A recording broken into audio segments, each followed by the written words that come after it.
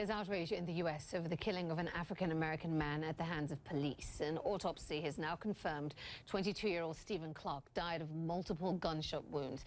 Two police officers in Sacramento, California, fired 20 shots at him last week, killing him in his grandmother's backyard. Officers were responding to a report of a man breaking car windows. They say that Clark was pointing a gun at them, but police did not find a weapon at the scene. They found only a cell phone. Those officers now on paid administrative leave. We're about to show a video of the shooting from the body camera of one of those officers. I want to warn you, this video really is disturbing. Show me your hands! Gun!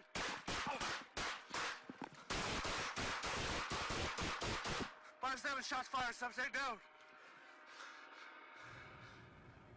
Well, just days later, a deputy in Houston, Texas, shot and killed an African-American man who police say was unarmed. The sister of 34-year-old Danny Ray Thomas says he was struggling with depression and was not in his right mind. Witnesses say Thomas was talking to himself and hitting cars as they passed by last week.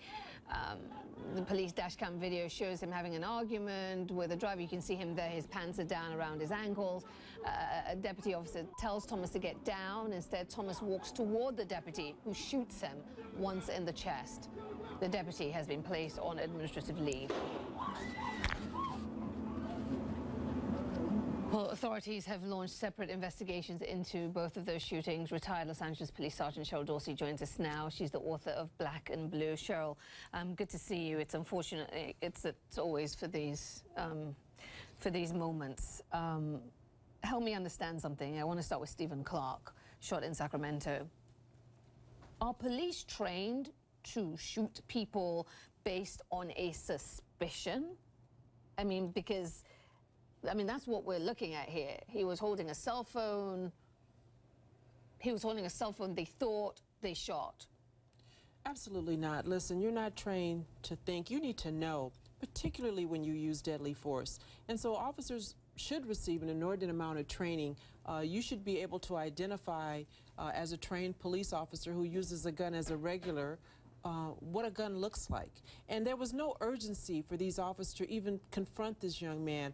They could have set up a perimeter. They could have asked for backup. They could have asked for an air unit. There were so many other things that they could have done before they went to deadly force as a first resort rather than a last resort, as we're taught. Take a listen to Benjamin Crump. He is representing the family, as you know, Cheryl, very well. He has represented a number of black families who've lost their loved ones at the hands of police. Take a listen to what he had to say. People who committed a mass shooting in Florida were not shot once, but a young black man holding a cell phone is shot 20 times.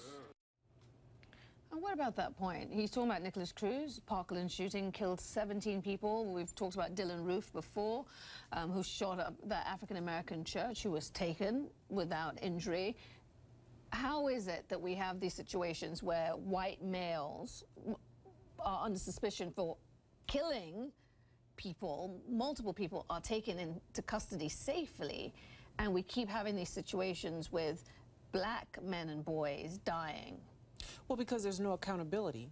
And so if you don't do anything to deter that bad behavior, then why would an officer do anything differently? What needs to happen is that police departments need to take a book out of the page of the Baltimore City Solicitor and start holding officers financially accountable when they violate policy and they use deadly force in a way that's unnecessary, unwarranted, and unjust. And until there's a consequence for bad behavior, then officers are going to continue to say, my bad, I got it wrong, I thought it was this, you can't argue what's in my head, and then they live to offend again. How much of this, to peel it all the way back, let's talk about Danny Ray Thomas, who was shot in Houston. Here is a man, pants around his ankle, seen talking to himself, hitting cars, clearly something not quite right, just visually looking at him. Why, again, is the perception of the threat attached to brown and black males so great that it precludes a benefit of the doubt or explicit warnings or a split second to take a minute and get that perimeter? You know, I obviously don't know what's in their heart, but it's very difficult to argue with what someone said is in their head. And so when officers see that they can say, I was in fear for my safety, or I couldn't see this, or their hands were in a way that made me feel uncomfortable, and again, there's no consequence for that bad behavior, then it works. And so every time they find themselves in a situation where they're afraid, and if you're afraid like that, you really shouldn't be the police, but when they find themselves in a situation like that, then they play the get out of jail free card, if you will. I was in fear. It's very difficult to argue I was in fear. And what other profession allows you to make these kind of mistakes? None.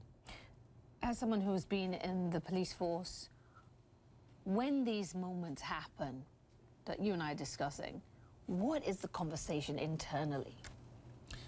Internally, for people that look like me, it's that it's outrageous, because we understand. Listen, I spent 20 years on the Los Angeles Police Department, and I spent it all in patrol. I never shot anybody. And so I know that there are ways to do this job. There are ways to take bad people into custody.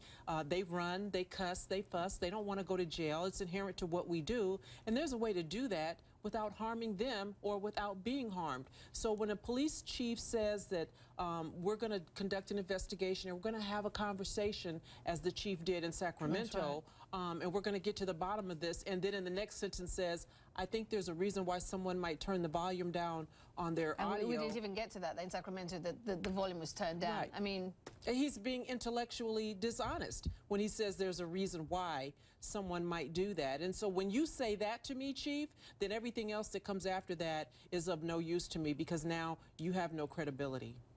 and then once again, you find yourself in a situation where relations between the community and the police splinter, and any progress that was made is lost because people are afraid. And I'm not sure that we've made any. I think we just keep going backwards.